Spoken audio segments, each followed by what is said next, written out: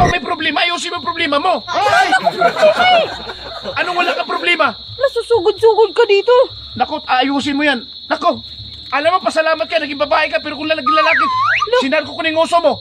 Bakit inaano ka ba? Huwag ka kasi masyadong sobrang magmarites. Marites, huwag na magmarites. Noong isang araw, pumunta ka sa kapitbahay ko. Oh, O, ano sinabi mo doon? Ano pinakakalat mo doon? wala ka pinagkakalat doon. Nung walang pinakakalat, alam mo, sumusobra ka ng marites ka, ha? Umayos ka, ha? Sa magpituan nyo dito. Umayos ka, ha?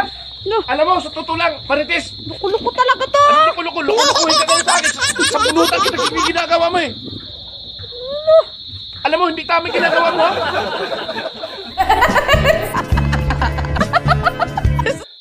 Napakalaki ng kanyang bana. Maliit yung asawa. Marites.